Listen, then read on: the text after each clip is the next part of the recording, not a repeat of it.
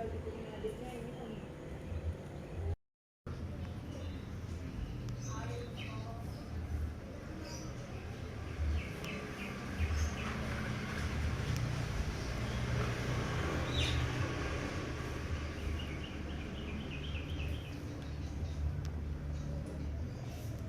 Bu, permisi. Iya. Perkenalkan, saya Dia yang akan bertugas memberikan edukasi di daerah tempat tinggal Ibu. Sebelumnya, bagaimana Bu kondisinya hari ini? Astengkaro sehat.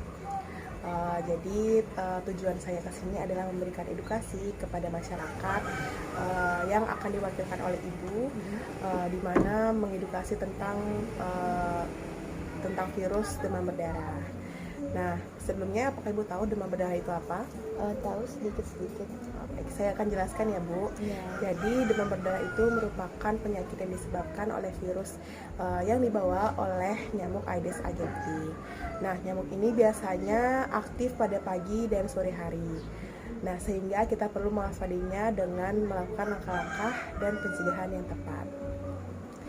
Apakah Ibu sudah tahu bagaimana gejala-gejala yang muncul saat mengalami penyakit virus demam berdarah? Kurang tahu itu sih. Baik, jadi gejalanya itu yang pertama ada demam tinggi. Jadi demam tinggi ini bisa bermunculan dengan cara mendadak, lalu nyeri otot dan sendi. Dan yang terakhir itu ruam kulit. Lalu adapun langkah pencegahannya yang bisa saya beritahukan kepada Ibu itu menghindari genangan air dan tempat-tempat yang biasa menjadi sarang nyamuk. Nah, yang kedua itu menggunakan obat anti nyamuk yang mengandung DEET. Lalu yang terakhir, memakai pakaian yang menutupi tubuh dengan baik. Nah, salah satu cara pengendalian demam berdarah ini itu adalah mengendalikan lingkungan rumah Ibu. Dan upaya pemerintah untuk mengajak masyarakat itu turut berpartisipasi dalam program pemberantasan sarang nyamuk atau disebut dengan PSN, yaitu dengan 3M. Dan 3M itu adalah kepanjangan dari menguras, menutup, dan mengubur. Nah, saya izin jelaskan apa itu 3M. Iya. Yang pertama itu menguras, Bu. Jadi menguras itu adalah tindakan membersihkan tempat yang sering dijadikan tempat penampungan air seperti bak mandi, ember air, dan tempat penampungan air minum ataupun lemari es. Nah, hal ini sebagai pertimbangan bahwa perkembangan telur sampai menjadi nyamuk adalah 7-10 hari. Lalu yang kedua itu ada menutup, di mana tindakan menutup rapat-rapat tempat penampungan air seperti drum, kendi, toren air, ataupun bak mandi. Hal ini bertujuan untuk mencegah tempat tersebut tidak dijadikan tempat nyamuk bertelur dan berkembang biak. Nah, yang ketiga itu ada mengubur, di mana mengubur ini adalah memanfaatkan kembali atau mendaur ulang barang bekas yang memiliki potensi untuk jadi tempat perkembangan nyamuk vektor. Nah, sebelumnya apakah di kamar mandi Ibu menggunakan bak mandi? Iya, saya menggunakan bak mandi.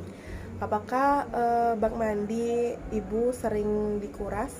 Kebetulan jarang.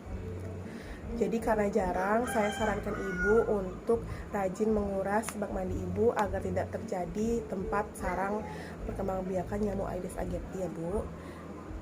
Baik, sebelum saya lanjut, apakah Ibu sudah paham terkait apa yang saya jelaskan? Sudah. Apakah Ibu mengerti apa itu 3M? Mengerti. 3M itu menguras, menutup, mengubur ya. Baik, benar ya Bu.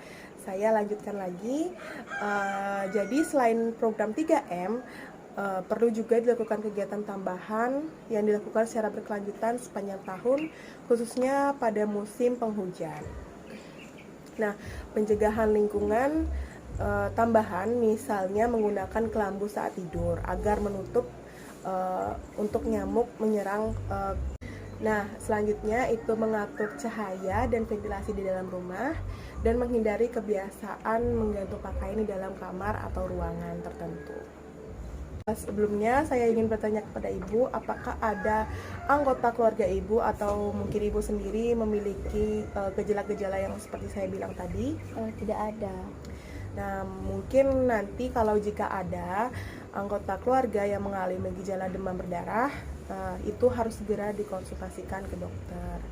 Nah, penanganan yang tepat dan cepat itu dapat mencegah komplikasi yang serius.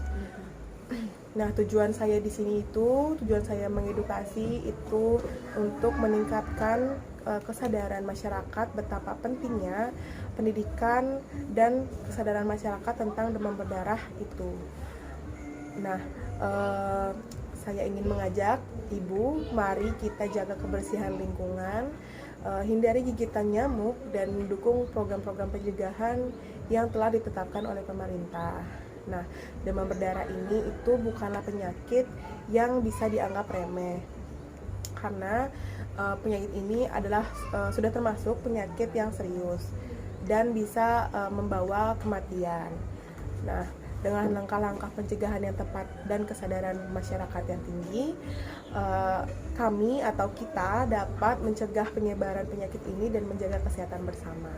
Nah, sekian dari penjelasan saya. Apakah ada yang mau tanyakan? Ada ini tadi kan dapat dijelasin ya kalau waktu penghujan itu musim penghujan mengatur cahaya dan ventilasi itu mempengaruhi ya untuk berkembang biaknya nyamuk. Baik, saya izin menjawab ya Bu. Jadi jika ada cahaya yang terang atau mungkin terlalu terang, itu akan mengundang serangga, contohnya seperti nyamuk, itu berkumpul dalam titik terang tersebut. Misalnya dalam keluarga saya ada nih yang kayak ada gejala-gejalanya itu berapa hari ya dia gejalanya itu? Biasanya itu gejalanya tuh berjalan dalam waktu 3 hari, dan jika 3 hari itu mungkin gejala demamnya sudah tidak turun, itu harus konsultasikan ke dokter. Berarti tunggu 3 hari dulu baru konsultasikan ke dokter. Ya, benar ya. Baik Bu, sekian dari penjelasan edukasi saya. Saya berterima kasih kepada Ibu karena sudah mendengarkan saya dengan baik dan telah mengerti apa yang saya sampaikan. Sekian dari saya pamit ya Bu. Terima kasih. Terima kasih.